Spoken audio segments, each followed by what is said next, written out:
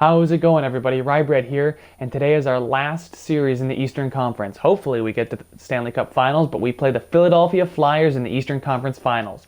So if we remember in last video, we beat the Ottawa Senators in what was a tough matchup for us.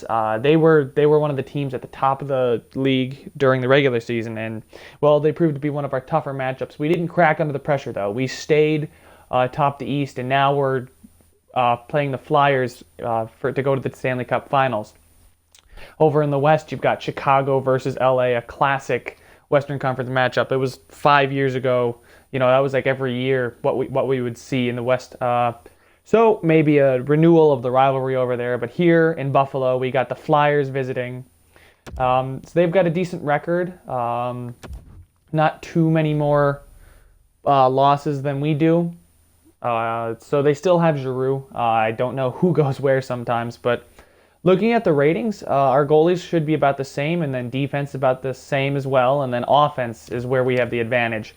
So hopefully we can use that to our advantage, take advantage of our offensive prowess. Our first and second line, again, I think are two of the best lines in the NHL. These two guys, Sedin and O'Reilly, could be first liners on other teams if they had to be. But they're on this team, and Eichel and Okposo and Reinhart are above them all. So I like to see a young line with Okposo. This is a more veteran line. Obviously, O'Reilly's 27 and Sedin is 37, Kane 26. So they're all about, these two are in their prime, Kane and O'Reilly, and then Sedin is out of his prime. I don't think we're going to re-sign him. Hopefully he can help bring a Stanley Cup to Buffalo for the first time in franchise history. And then we'll see him on his merry way as he goes off into retirement, maybe. Defensively, not much has changed. Again, we've got Fowler and Risto, a stud top two pairing, left-handed, right-handed. Both pretty young. I mean, Risto's somewhat younger than Fowler, but I mean, Fowler's going to probably stay at an 87, being that 26 medium elite. Since he's 26, I don't really see him growing. If he grows, he'll jump 1 or 2 points in the offseason. Not seeing that too much. Kulikov and Bogosian are about the same, and McCabe and Schuster are about the same as they've been. Recapping our goalie situation, we have Murray, and if things get rough, Ryan Miller can hop in there because he's just about the same overall as Murray. Now, I'd really like to see Matt Murray grow, because when we acquired him, he was an 86 overall. I'd like to see him grow to an 88 maybe. I'd be satisfied with that. More elite goaltending.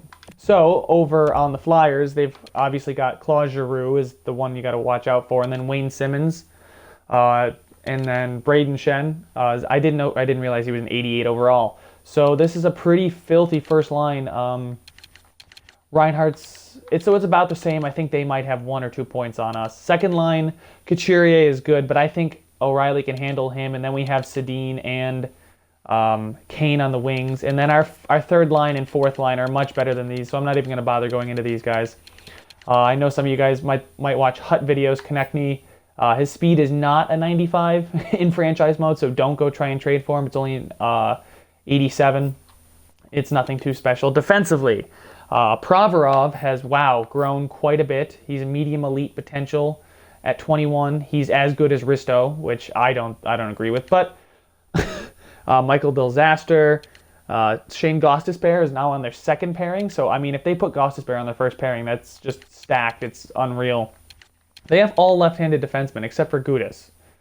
Radko Gudas is the only right-handed defenseman they have. Interesting.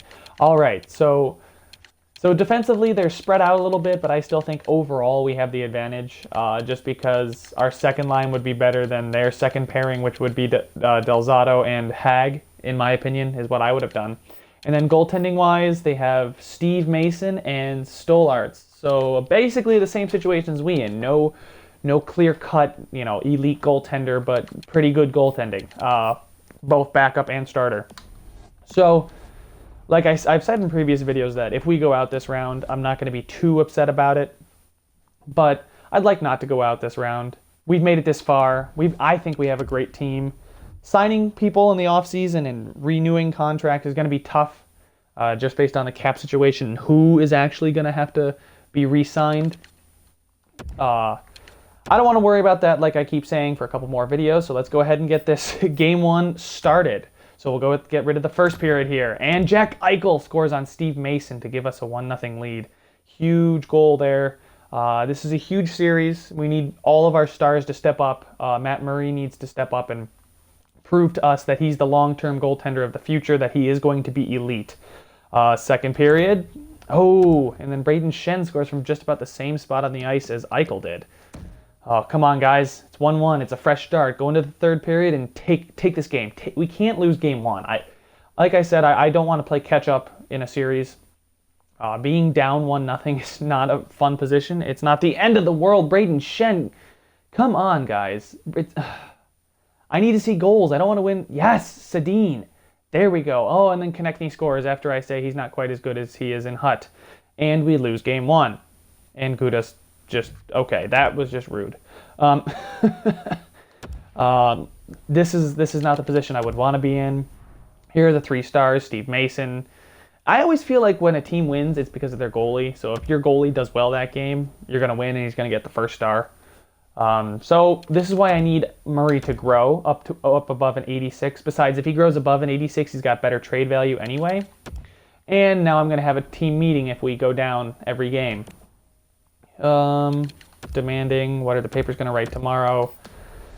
I'm not quite as fired up about this as I was earlier because, you know, we're kind of used to it now. This is our 3rd series, you know. We've got this. We've got a couple under our belt. We've had some tough tests, but I don't think this should be as tough a test as our previous 2. I think our previous 2 rounds were much harder than this Philadelphia team, but we'll see. So we'll go with the first period. And Eichel again opens it. Wow, that was an impossible angle. And then Giroux follows it up from one from the half boards. All right, so this is another one of those series that we're not going to pull away from any team.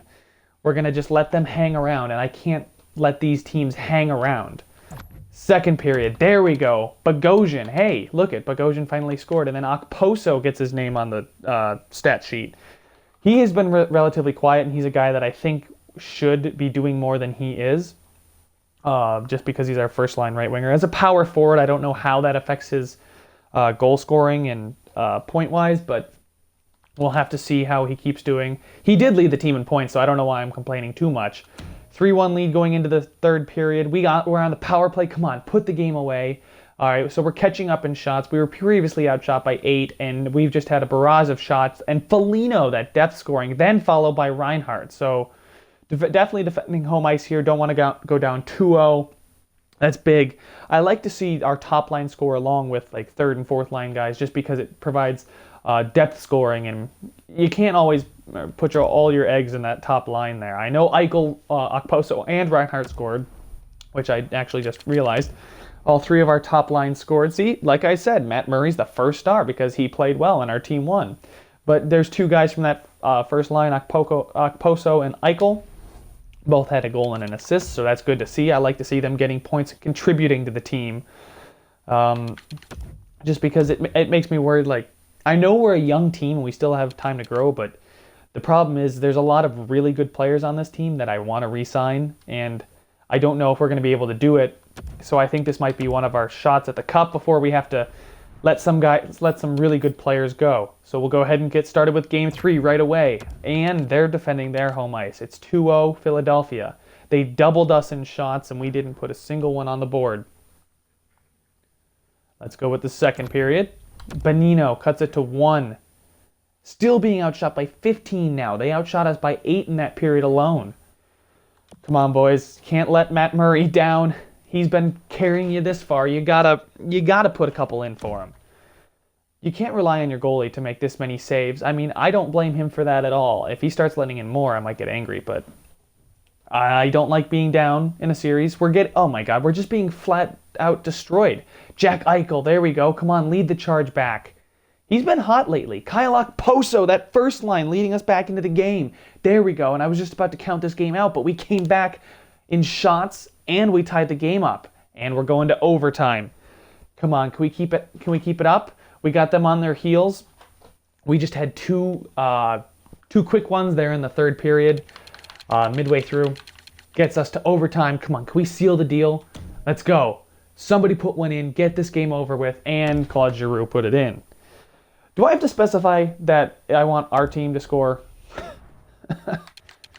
Because every time I say, come on, let's somebody put one in, the opponent's team always puts one in overtime.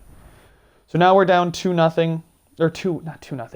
It would be much worse if it was 2-0, but 2-1. Somebody wants to talk. Jack Eichel. I need to be on the ice more. What?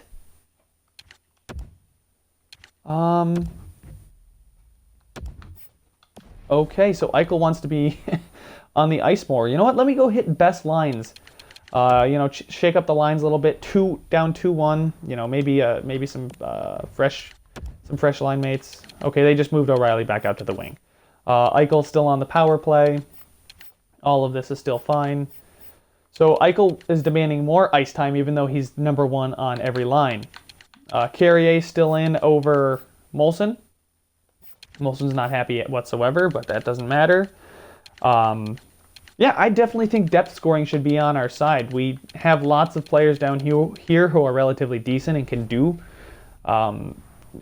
stuff with the puck and put the puck in the net. I mean, Bonino he has been showing signs of carrying that third line, but I still need more from everybody. You know what? Let's scout forwards in the USA for we'll go 2 weeks. Why not? Just because I don't want to have to deal with it a lot. Let's go hold a team meeting here. It's kind of annoying with these team meetings. If you guys don't like these team meetings, let me know down in the comments section. I can either skip them or just cut them out of the video. But so we're gonna try to motivate some of our top players. I know Eichel and Kane, and I think Risto like calming. So we'll go ahead and do that. I know it dumps some of the other people on the team, but let's get first period. Oh, gosh, despair. Guys, down 3-1 the conference finals. We can't have that. I want to make it to the Stanley Cup finals so bad. And I know if the simulation doesn't go our way, we have all next season, but that's a whole season I have to go through again and wait for this kind of opportunity again. Let's seize the opportunity while it's in front of us. Second period. And Jack Eichel and Evander Kane scored after that good, a minute apart. After that good team meeting, they scored. But then we let Sean Couturier tie it up as we go into the third period. Come on, guys. This is our third period, and Jakub Voracek scored. I don't know. I don't know if it's our goaltending or our goal scoring or our defense. I'm going to blame it on the defense just because when we start to get a lead, we can't hold it. And Gostisbehere scored a second now. I might even blame Murray just because 4 goals on 30-some shots. Steve Mason's not even doing that. And, I don't consider Steve Mason to be a great goaltender by any stretch. Oh, my God. We just got absolutely destroyed and are now down 3-1 in the series. I mean, from what I can see, we're going to be knocked out of the playoffs, so leave any suggestions down in the comments section of what I should do in the offseason. I'll go ahead and show you guys the contracts after we lose this game. Sorry for the pessimistic attitude, but it is EA Sports, and I know how their simulation logic likes to work. It's frustrating, very, very frustrating. We easily have the better forward core. They have the better stars, and I don't know if it's just because our players aren't in their mid-20s, because I've noticed that in previous years, like when you have a really young team who's like all 25 or less, they don't do well in the playoffs. They'll do decently in the regular season, but when you have players, I remember trading for Patrick Kane one year, and it was basically O'Reilly for Patrick Kane, and all of a sudden the team started to take off because we had a superstar and we had more older players on the team. So I don't know what it is. I don't know what I'm going to have to fix. I don't know if this is just growing pains with this team, but we'll go ahead and get the first period in Game 4, and it's 1-1. Ryan O'Reilly and Michael Del Zotto. Come on, guys. We can't be eliminated. Let's make that comeback. Let's go. All right. Still being severely outshot. I don't know what the answer to that is. We've been outshot in every game. I don't know if that's our strategies or our defensive core or what it is that's making Matt Murray face so many shots. Come on. He's literally holding you in this game. They're almost doubling our shots, and we can't put one in? Come on. Give him some support. I can't believe that. He's allowed 1 goal on 40 shots, and we've only put in 23 shots. We got to give him more support than that, or not let him face as many shots. Let's go. Come on. You can't give up a power play in overtime, but we killed it off, thank God.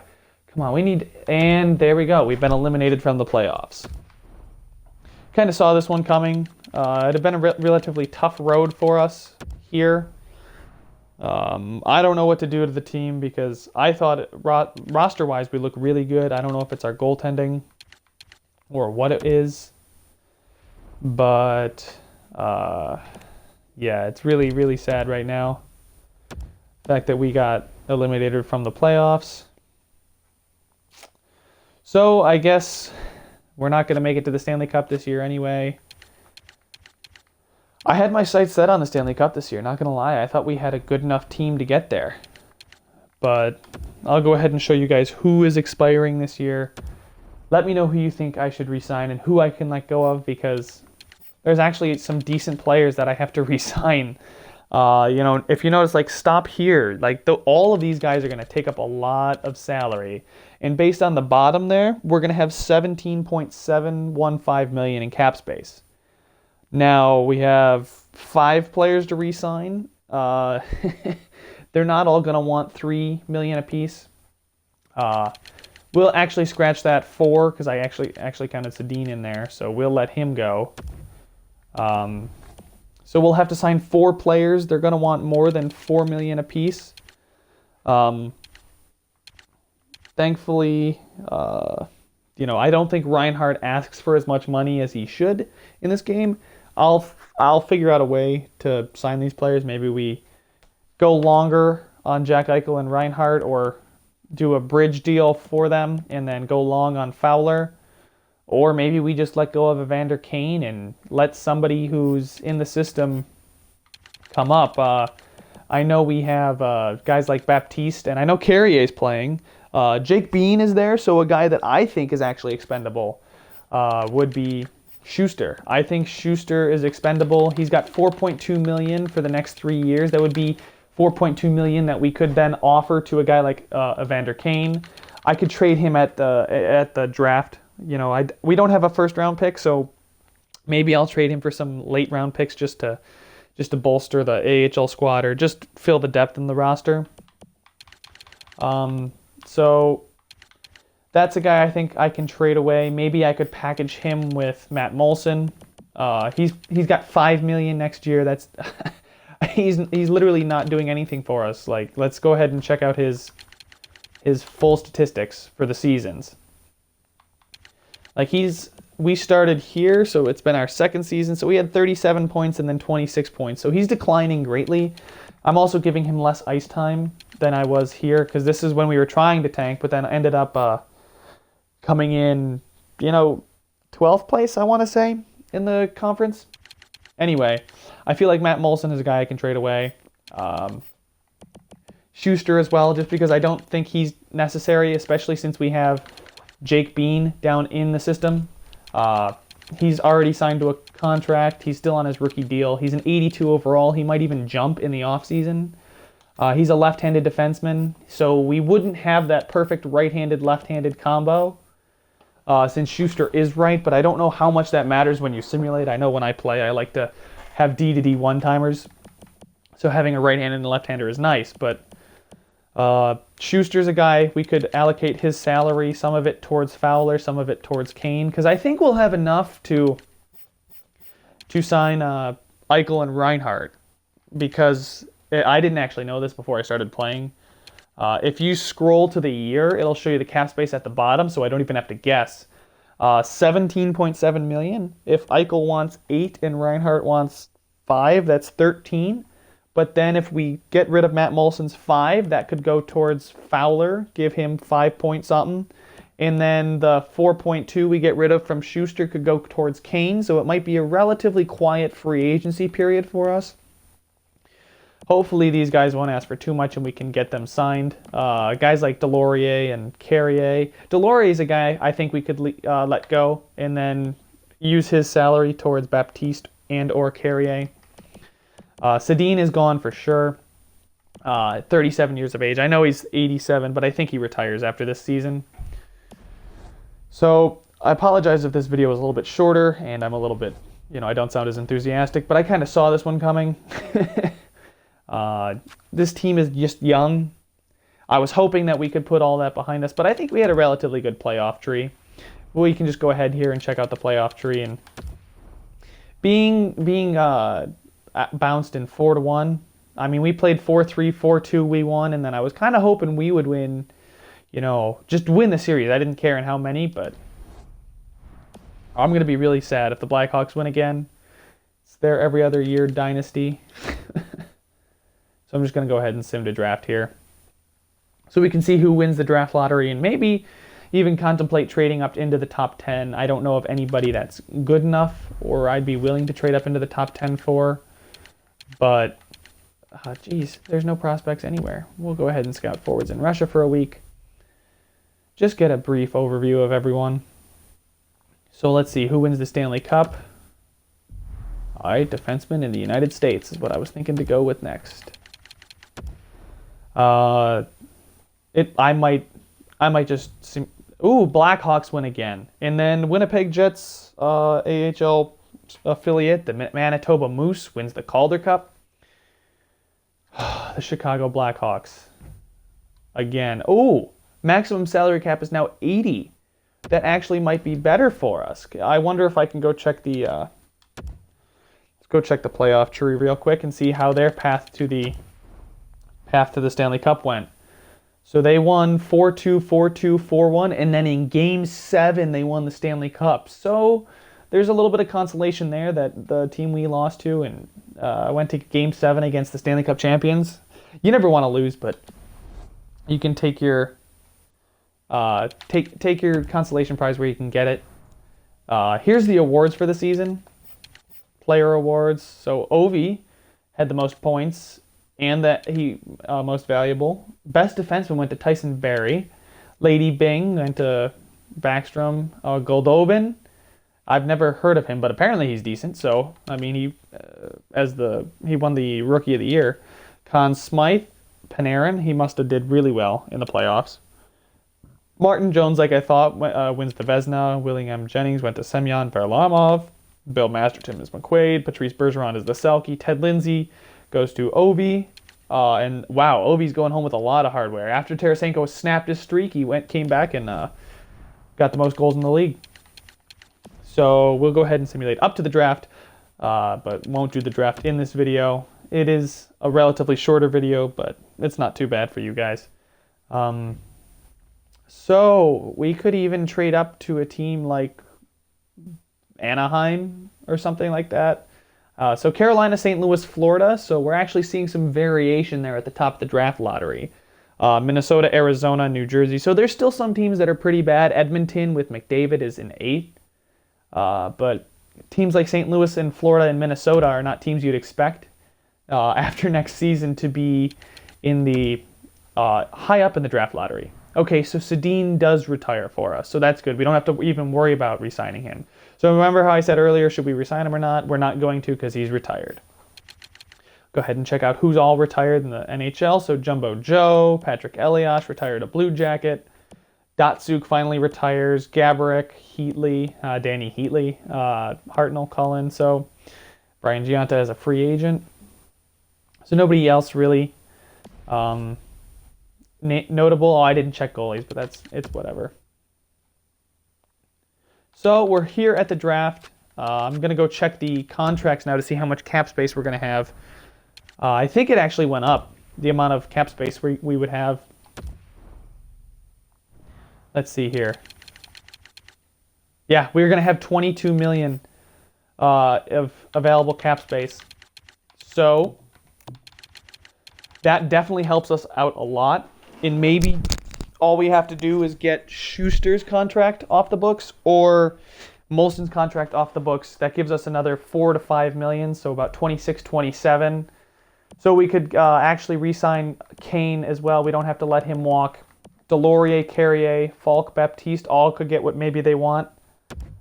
I'll go ahead and see who would want a guy like Molson or Schuster before next video. But if you guys have any notable ideas for a trade, let me know. I actually, you know what, let's just go ahead and browse trading blocks just to see who people are willing to give up. And if you guys think maybe if it's a prospect, maybe I should go get them and, you know, maybe trade some of our later draft picks. So they want to give our first away.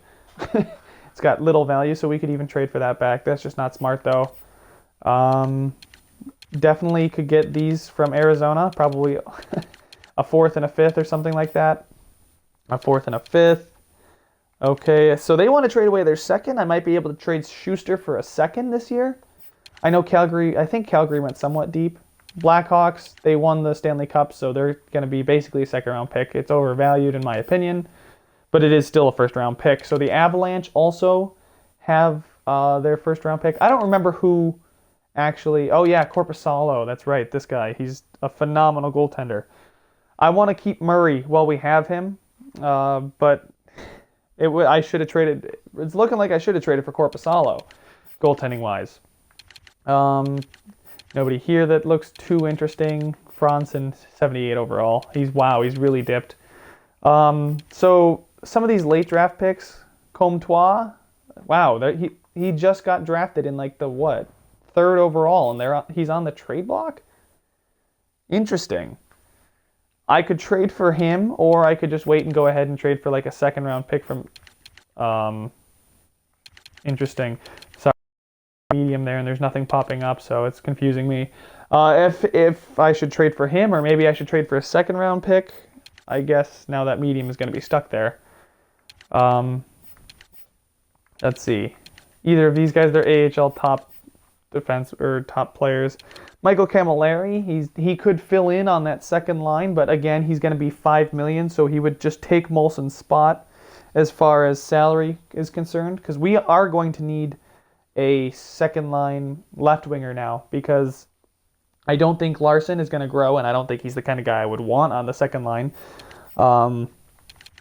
So we're going to have to look for that 2nd line winger in free agency, maybe. Robin Lehner's up to an 80. He hasn't grown at all, so looks like we got the better end of that deal. Balsers, I believe is his name. Top 9 forward. I don't know if I wanted to be trading for future stuff, like future players, because they aren't going to be too valuable to us because we're going to try and make the playoffs. I'm looking at like draft picks to trade guys away for. So that San Jose Sharks 2nd or the Calgary Flames 2nd. I know they'd probably be later 2nds, but they're still a 2nd round pick nonetheless. And I'd like to get whatever I can for Schuster. I don't know how much his trade value is, but it couldn't be too low because he's pretty decent and he's still somewhat young, but we'll have to see. So if there's anything there that you guys saw interesting, or if you're opposed to me trading away Molson or Schuster, go ahead and let me know. But that's why I think where I'm going to end this video. We've got the draft coming up in the next video, so I'll maybe make a few trades based on what you guys say and what I feel. And hopefully next season will be just as good for us, and we'll be able to make the Stanley Cup. Thank you guys for watching. I'll see you in the next one.